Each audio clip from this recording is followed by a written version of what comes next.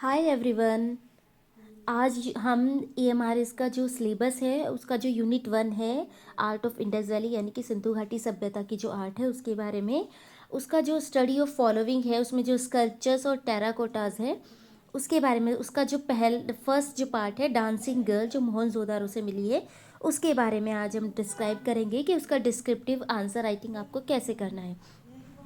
तो ये है सिंधु घाटी सभ्यता मोहनजोदारो से मिली कांसे की बनी नृत्यांगना की मूर्ति यानी कि जो नर्तकी है के बारे में हमें वर्णन करना है, यानी कि डांसिंग गर्ल जो है जो नर्तकी है उसके बारे में हमें वर्णन करना है।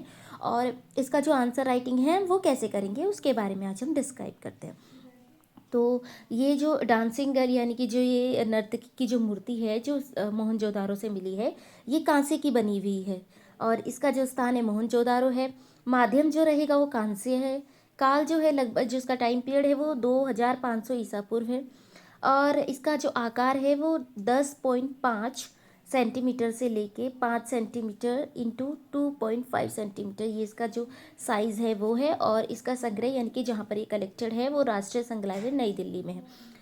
ये आप इस तरह से अगर आप अपना आंसर राइटिंग करेंगे, क्योंकि ये चीज़ें बहुत ज़्यादा इम्पॉर्टेंट है, तो हमने इसको टॉपिक इस तरह से एक एक करके हमने इसको लिख लिया। सबसे ऊपर हमने इसको दिखा दिया है। नेक्स्ट हमारा क्या करेंगे हम, विषय वस्तु जो रहेगी कांस्य से निर्मित नृत्य करती हुई युवती की एक मूर्ति, ये हम इसके बारे में डिस्क्राइब कर रहे हैं।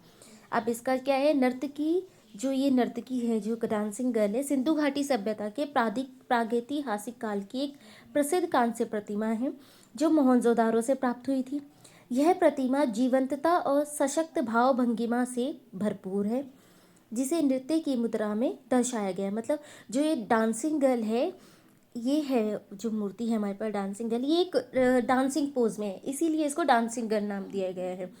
जैसे डांस करने के बाद एक रिलैक्स की मूड में, मतलब खड़ी है बिल्कुल रिलैक्स कर रही है, तो उस तरह से इसको बनाया गया है, तो इसीलिए इसको डांसिंग गर्ल नाम दिया गया है। और यह मूर्ति लॉस्ट वैक्स कास्टिंग द्वारा बनाई गई है।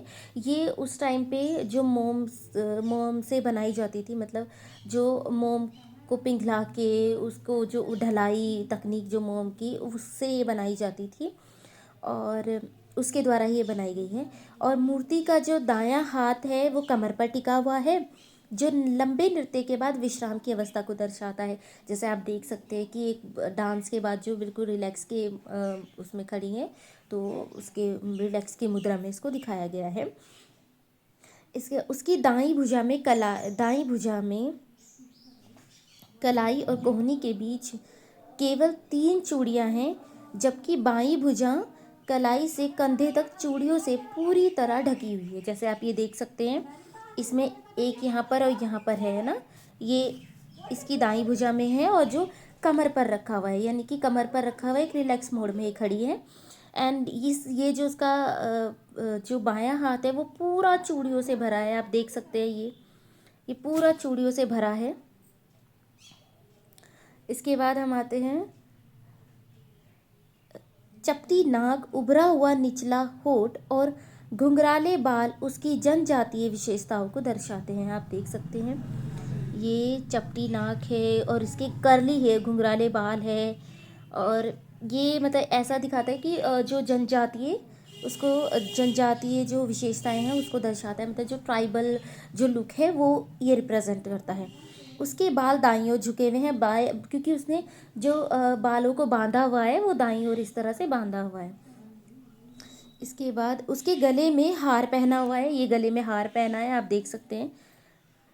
जितना आप ये मूर्ति को जो ये है स्कल्पचर है, इसको जितना देखोगे उतना अच्छे से आप इसको अच्छे से डिस्क्राइब कर पाओगे। अगर आप पिक्चर के साथ किसी चीज़ को अगर आप पढ़ते हो तो आपको अच्छे से लर्न होगा।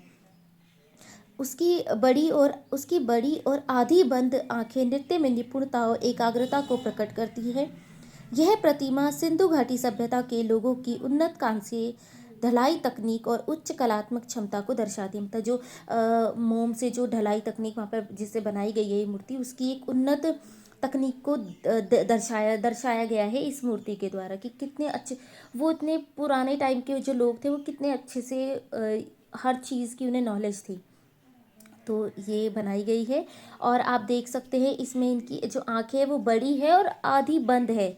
ठीक है, तो ये एक मतलब एकाग्रता को भी दर्शाता है। आपने देखा होगा जो भगवान बुद्ध है उनकी आंखें भी थोड़ा इसी तरह से बनाई जाती, तो वो एकाग्रता को रिप्रेजेंट करता है। तो ये रहा आज का जो मैंने ये आज मेरा, क्योंकि मेरे पास बहुत सारे कमेंट्स आए थे, क्योंकि आपको मटेरियल तो मिल जाएगा लेकिन आपको आंसर राइटिंग कैसे करनी है, किस तरह से रिप्रेजेंट करना है, तो मैंने ये ट्राई किया है। आपको अच्छा लगेगा तो प्लीज़ लाइक एंड सब्सक्राइब जरूर कीजिए। Okay, thank you.